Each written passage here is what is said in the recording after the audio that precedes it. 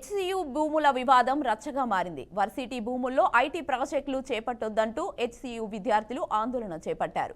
ప్రధాన ద్వారానికి ఎదురుగా వందల మంది నిరసన ప్రదర్శన నిర్వహించారు. ఎలాంటి ఘర్షణలు చోటు చేసుకోకుండా పోలీసులు కట్టుదిట్టమైన భద్రత ఏర్పాట్లు చేశారు. మరోవైపు ఆదివారం జరిగిన ఆందోళనలో అరెస్టు చేసిన 2 పరిశోధక విద్యార్థులను రిమాండ్కు తరలించామని పోలీసులు తెలిపారు. కాగా ఈ నేపథ్యంలో బీజేపీ ఎమ్మెల్యేలు నేతల బృందం హైదరాబాద్ సెంట్రల్ యూనివర్సిటీకి వెళ్లనుంది. హెచ్సియు భూములను వారు సందర్శించనున్నారు. వాస్తవ పరిస్థితులు తెలుసుకునేందుకు ఈ సందర్శన కొనసాగనుంది. హెచ్సియు భూముల వేలాన్ని బీజేపీ వ్యతిరేకిస్తోంది.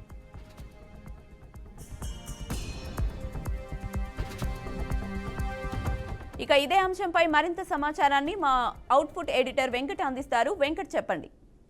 తెలంగాణ రాష్ట్రంలో హెచ్సియు వివాదం ప్రకంపనలు సృష్టిస్తూ ఉంది. ముఖ్యంగా అధికార పార్టీకి అదేవిధంగా విపక్షాల మధ్య యుద్ధ వాతావరణం నెలకొనేలా చేస్తుందని చెప్పుకోవాలి. ఎందుకంటే హెచ్సియు సంబంధించినటువంటి 400 ఎకరాల ల్యాండ్ ని, ప్రైమ్ ల్యాండ్, చాలా కాస్ట్ ఉన్నటువంటి వాల్యూ, ఆ ల్యాండ్ లో ఐటీ కంపెనీలు ఇవ్వాలని, అంటే ఐటీ సంస్థలు లీజుకి ఇవ్వాలని, లేదంటే వాటిని అమ్మేద్దామనే ఒక యోచనలో సర్కారు ఉన్నట్లుగా వీళ్ళు ఏదైతే విపక్షాలు చదువుతున్నారో వాళ్ళు భావిస్తూ ఉన్నారు. సో దీన్ని క్లియర్ కట్ గా తప్పుపడుతూ ఎట్టి పరిస్థితుల్లో యూనివర్సిటీ ల్యాండ్ ని యూనివర్సిటీ ప్రయోజనాల కోసం ఉపయోగించాలి తప్పించి ఐటీ కంపెనీలకు లేదంటే వేరే వరకు అదానీలకు, అంబానీలకు రాసిస్తా అంటే ఊరుకోదు. ఖచ్చితంగా మేము మీద ప్రొటెస్ట్ చేస్తామంటూ బీజేపీ నేతలు ఎవరైతే ఉన్నారో విపక్షాలు పట్లరుగా, ఈవెన్ బీఆర్ఎస్ కూడా చాలా తీవ్రంగా స్పందిస్తుంది ఈ వివాదం పైన.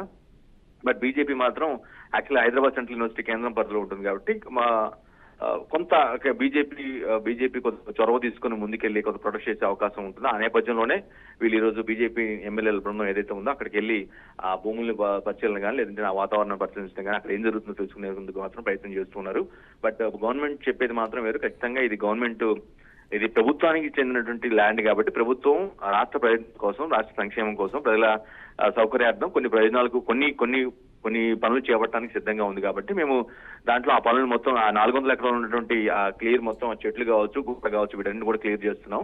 అందుకే జేసీబీలు కావచ్చు, బుల్డోజర్లు కావచ్చు, ఇవన్నీ కూడా తీసుకొచ్చి పనిచేస్తున్నాం తప్పించి వేరే ఉద్దేశం, వేరే ఇంటెన్షన్, వేరే వాళ్ళకి ఎవరికో రాజధానికో లేదంటే వేరే వాళ్ళకి ఇవ్వడానికో మాత్రం కాదు అని ప్రభుత్వం చెప్తూ ఉంది. కానీ ప్రభుత్వం మాత్రం బీఆర్ఎస్ కావచ్చు, బీజేపీ కావచ్చు, ఎవరైతే వీళ్ళు మాత్రం చాలా సివియర్ గా ఖండిస్తున్నారు.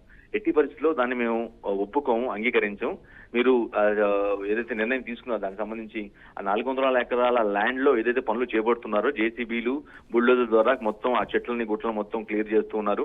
అది చేయడం సరికాదు. దానికి ఒకవేళ మీరు చేసే ఇంటెన్షన్ ఉంటే ఒక పద్ధతి ప్రకారం ఒక జీవో రిలీజ్ చేసి ఒక ప్రాసెస్ ప్రకారం వెళ్ళాలి తప్పించి, అయినా ఇట్లా యూనివర్సిటీ చెందిన భూముల్ని మీరు ఏ విధంగా లీజులకో లేదంటే అమ్మడానికి ప్రయత్నిస్తారు, ఇది సరికాదు అనేది బీఆర్ఎస్ కానీ బీజేపీ వాదన బలంగా వినిపిస్తుంది. కానీ దీనికి పూర్తిగా భిన్నంగా ప్రభుత్వం స్పందిస్తూ ఉంది. ఇది ప్రభుత్వ ల్యాండ్ సంబంధించి కాబట్టి ప్రభుత్వ ప్రయోజనాలు, రాష్ట్ర ప్రయోజనాలు అర్థం ఖచ్చితంగా ఏదో ఒకటి కార్యక్రమం చేపట్టాల్సిన అవసరం ఉంటుంది కాబట్టి మీరు చేస్తున్న అదే దీని మీద అనవసర రాజకీయ రాద్ధాంతం చేస్తూ చేయడం సరికాదు అని ప్రభుత్వం చెప్తుంది. ఈ క్రమంలోనే బీజేపీ ఎమ్మెల్యేల బృందం ఇప్పటికే చాలా స్ట్రాంగ్ గా ప్రొటెస్ట్ చేస్తున్నారు.